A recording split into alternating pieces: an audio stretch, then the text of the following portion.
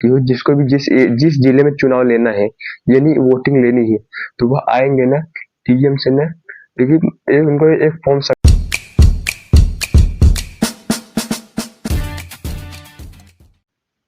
दोस्तों आज हम बात करने वाले यूपीएससी की। आप लोगों ने अक्सर सुना होगा कि भैया कि यूपीएससी का पेपर जो है वो साल में एक बार होता है और यूपीएससी में आईएएस ऑफिसर और आईपीएस ऑफिसर और आईएसएफ ऑफिसर जो है कि इसका चयन होता है।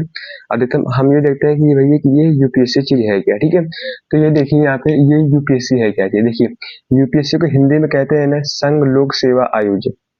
संघ लोक संघ लोक सेवा आयोग इसका है और इसको जो है कि इंग्लिश में कहते हैं यूनियन पब्लिक सर्विस कम्युनिकेशन। क्या कहते हैं भैया, यूनियन पब्लिक सर्विस कम्युनिकेशन।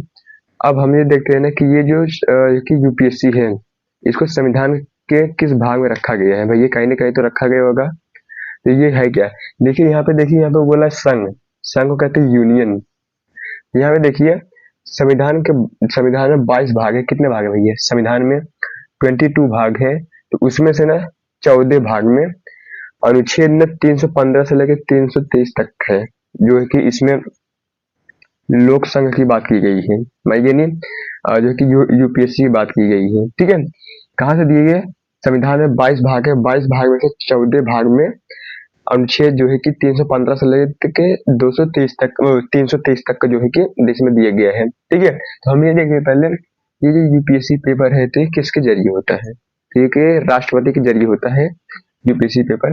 अब इस यूपीएससी पेपर में, ठीक है, यूपीएससी को हम लोग कहते हैं यूनियन पब्लिक सर्विस कम्युनिकेशन और इसको हिंदी में कहते हैं संघ लोक सेवा आयोग। अब इसमें ना देखिए पहले यहाँ पे देखिए तीन चीज जो एकदम फेमस है यूपीएससी। अगर आप किसी बंदे से पूछेंगे कि भैया कि ये यूपीएससी है क्या, तो वह चीज वही बोलेगा ना कि भैया कि यूपीएससी आईएएस की है। तो ये यूपीएससी मेन मुद्दा आईएएस के लिए ही है। हालांकि इसमें आईपीएस और आईएफएस जो है कि इसके बाद बनते हैं रैंकिंग से हटने के बाद। देखिए पहले आप यहाँ देखिए आईपीएस जो है डिस्ट्रिक्ट मजिस्ट्रेट जो है, जिसको हम लोग डीएम भी बोलते हैं, जिला कलेक्टर भी बोलते हैं, ठीक है। तो ये देखिए ये है क्या, तो आईएएस को हम लोग कहते हैं Indian administrative service. Indian administrative service जो है कि इसको हिंदी में कहते हैं भारतीय प्रशासनिक सेवा। क्या कहते हैं भैया, भारतीय प्रशासनिक सेवा कहते हैं। आईएएस को हम लोग कहते हैं इंडियन एडमिनिस्ट्रेटिव सर्विस जो है, इसको हिंदी में कहते हैं भारतीय प्रशासनिक सेवा जो है, इसको कहते हैं। इसमें देखिए भैया कि ये एक जिला का मालिक होता है। कितना होता है भैया, एक जिला का मालिक होता है।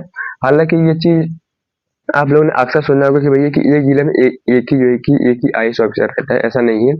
एक जिले में ना एक से मतलब 6 तक भी हो सकते हैं ना, 1 से लेकर 6 तक भी हो सकता है, लेकिन मिनिमम एक जिले में एक ही देता है। तो ये बात हो गई है आईएएस की। तो और इसी यूपीएससी में एक पेपर भी होता है मतलब आईपीएस को। आप लोगों ने मतलब ये भी सुना होगा कि आईपीएस ऑफिसर क्या है।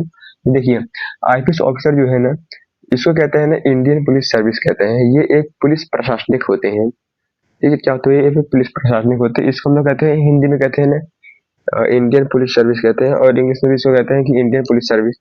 ये एक पुलिस प्रशासनिक होते हैं, ठीक है। तो अब देखिए इसी में एक चीज हो जाए आईएफएस।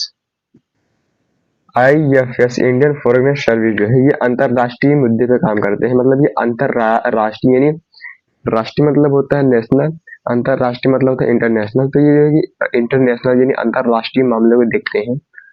कौन देखता है भैया, आईएफएस इंडियन फॉरेन सर्विस, इसको हम लोग कहते हैं हिंदी में भारतीय विदेश सेवा, ये कहते हैं, ठीक है। तो देखिए भैया आईपीएस जो है मतलब सॉरी जो आईएएस है इंडियन एडमिनिस्ट्रेटिव सर्विस जो है, इसकी पावर इतनी है ना, जब चुनाव का समय आता है चाहे वो जो भी पार्टी हो, जिसको भी जिस जिले में चुनाव लेना है यानी वोटिंग लेनी है तो वह आएंगे ना डीएम से ना, देखिए उनको एक फॉर्म सबमिट करके देंगे। उसमें वह चीज रिक्वेस्ट करेंगे कि भैया कि हम आपके जिले में जो है कि वोट लेना चाहते हैं। और ना डीएम जो है वो यानी आईएएस ऑफिसर जो है वो बैठा ही रहेगा, वो खड़ा नहीं होगा, ठीक है। तो ये बात होती है, एक ये होती है आईएएस ऑफिसर की पावर होती है। अगर आईएएस ऑफिसर ने मना कर दी कि आप हमारे जिले में वोट नहीं ले सकते हैं तो वो नहीं ले सकते, चाहे वो पीएम हो चाहे सीएम हो चाहे जो भी राजनीतिक जो है कि मंत्री हो, तो नहीं ले सकता है। तो ये होती है आईएएस ऑफिसर की पावर होती है। आईएएस ऑफिसर हालांकि देखिए ये पुलिस से रिलेटिव होते हैं, लेकिन ये कुछ न संसदीय यानी राष्ट्रीय जो कि मामले हैं या फिर जो है कि मंत्री के मामले हो गए हैं या फिर ये कुछ बड़े मामले जो कि देखते हैं। IAS ऑफिसर एक डिस्ट्रिक्ट का यानी एक जिला का मालिक होता है, ठीक है। तो पहले यहाँ पे ये देखिए, जो कि IPS ऑफिसर जो है कौन हुई है, IPS ऑफिसर जो है इंडियन पुलिस सर्विस जो है ये एक पुलिस प्रशासनिक होता है, यानी पुलिस का हेड होता है। पुलिस का सबसे बड़ा जो हेड है वो है IPS ऑफिसर जो है, पुलिस का सबसे बड़ा प्रशासनिक जो है ये पुलिस प्रशासनिक है, ठीक है। और ये जो IAS है ये एक जिला का मालिक होता है। किसका मालिक होता है? ये जिला का मालिक होता है, क्योंकि न जैसे न जिले में अगर कोई देखिए राजनीतिक हो गया है या फिर कोई लोकसभा का कुछ कानून आ गया है या फिर कुछ राज्यसभा कुछ संसद का कानून आ गया है, तो ये सब चीज जो है ना ये हमारे IAS ऑफिसर इसको जो है कि हैंडल करते हैं, ठीक है। तो ये हो, और यहाँ पे देखिए, यहाँ पे लिखा है IFS, लिखा है इंडियन फॉरेन सर्विस, जो है कि भारतीय विदेश सेवा जो है ये क्या चीज है? तो ये ना कुछ अंतरराष्ट्रीय मामले देखती है, यानी भारत का संबंध किसी देश से कैसा है तो उसको मेंटेन करती है। तो ये अंतरराष्ट्रीय यानी इंटरनेशनल मामले देखती है। हालांकि ये लोग जो है कि किसी स्टेट के अंदर ही देखते हैं IAS IPS, किसी स्टेट के IAS जैसे IAS हो गए, IPS हो गए, SP DSP, तो ये सब जो है ना ये एक स्टेट के अंदर जो है कि इनकी पावर होती है। लेकिन हालांकि ये जो है हमारे IFC IFS जो है ये देश के ही देखते हैं, अंतरराष्ट्रीय मामले को यानी इंटरनेशनल मामले को देखते हैं ISF, ठीक है। तो उम्मीद करता है आपको IAS और IPS और IFS समझ आ गया होगा। देखिए पहले आप ये देखिए, अगर आपको नहीं समझ आ गया तो ये सब आप देख सकते हैं। IPS जो है इसका जो है कि फुल फॉर्म हम यहाँ लिख दिए हैं। तो IAS जो है ना वो एक डिस्ट्रिक्ट का मालिक होता है, ठीक है। उसके अंडर में पूरा एक जिला आ जाता है, वहाँ पे पुलिस, पूरा थाना, पुलिस प्रशासन सब हर एक चीज आ जाता है। और IPS जो है ना ये पुलिस का हेड होता है, यानी पुलिस प्रशासनिक होता है। और IFS जो होता है भारतीय विदेश सेवा जो है ये अंतरराष्ट्रीय मामले देखता है, ठीक है। तो ये बात हो गई।